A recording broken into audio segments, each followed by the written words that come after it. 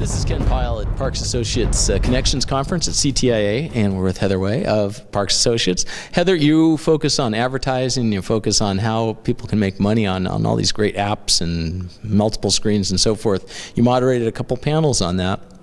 What was kind of a takeaway from one of those panels that you had?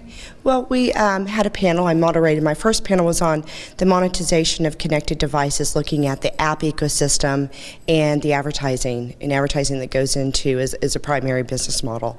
So we had representatives from AdRise, Yumi, Samsung, Rovi on that panel.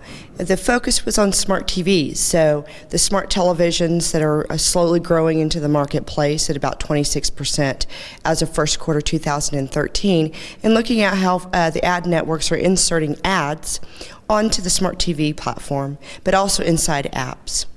So, you know, a lot of the discussion was around really the growth of smart TVs and looking at how the difference between the smart TV app ecosystem and how it's fundamentally different than the traditional pay TV service providers, and how broadcast TV is delivered and how it's monetized through advertising.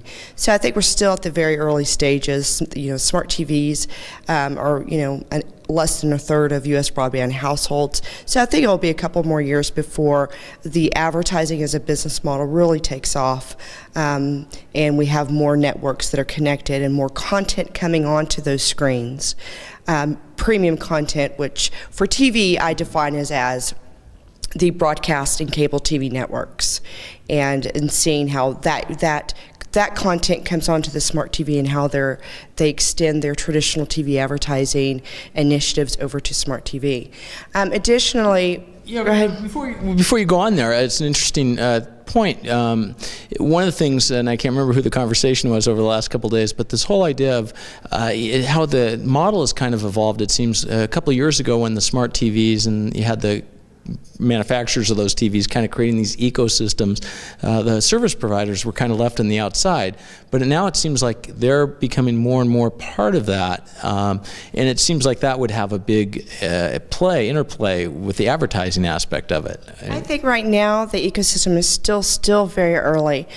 Primarily for smart TV sets, like for example Samsung, they have their content partners, and many of the major pay TV service providers with their TV Everywhere initiatives are getting on these smart TV sets, but really they're still very different ecosystems. So if I'm a consumer and I have a Samsung smart TV, I can go, I'm primarily going to go through the regular delivery, go through the service provider through the set-top box. But if I want to access more over-the-top content, I would go through Samsung Smart TV interface, and there I might be able to have ads delivered through that interface. So there's still very fundamentally different markets, and the advertising business rules that are around those ecosystems are still very separate. I would imagine too that is there some tension there between those different parties, or?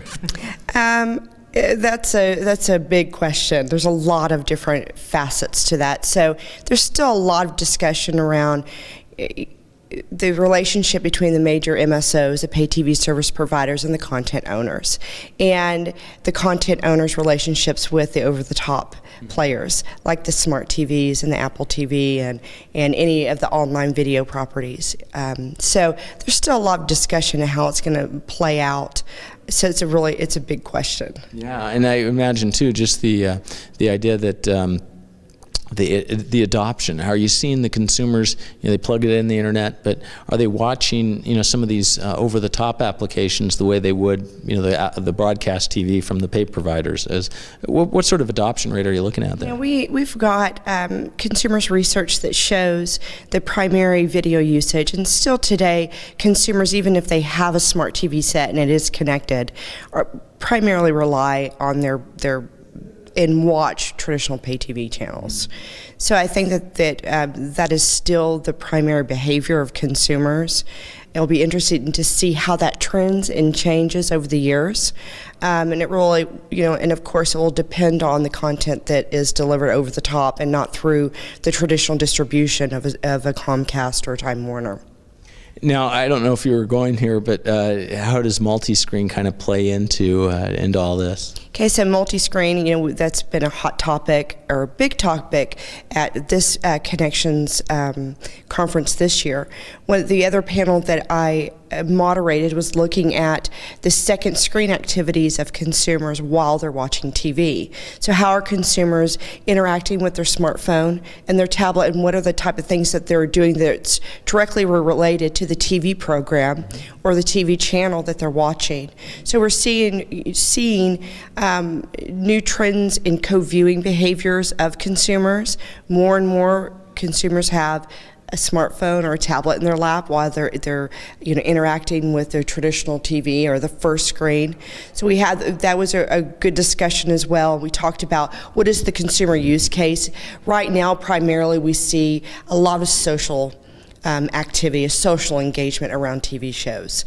There's several on our panel. We had Get Glue, which is a social check-in TV application, and they talked about their users, and which are primarily young, but more and more we see that co-viewing behavior is emerging, and depending on the industry segment, that use case is different. So for Get Glue, that specializes in TV check-ins, that the social aspect of interacting with others while you're watching TV is big. For DirecTV, who was also on our panel, more about, for them, the consumer use case is driving increased value for their subscribers, and primarily because that's their business, is subscription services.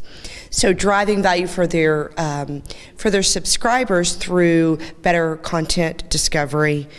He demoed, the DirecTV rep demoed a new voice search, so you can, through your phone, say, I want to watch this, find this show, and it automatically pulls it up for you through the service. So it really depends on the segment in terms of the use case. Still a very early market in terms of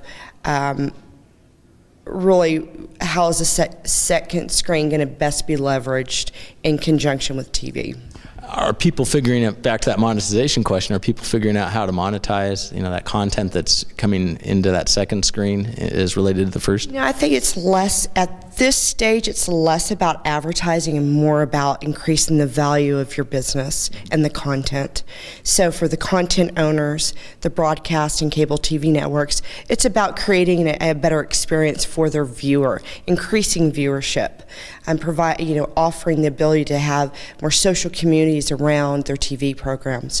For the service providers, that second screen experience is, again, like I said, more about driving value. And at this stage, the advertising component, it can be there, but it's still such a small opportunity because you have to build that viewership. You have to build the registered and active users before advertisers are going to come in any meaningful scale outside of just an experimentation.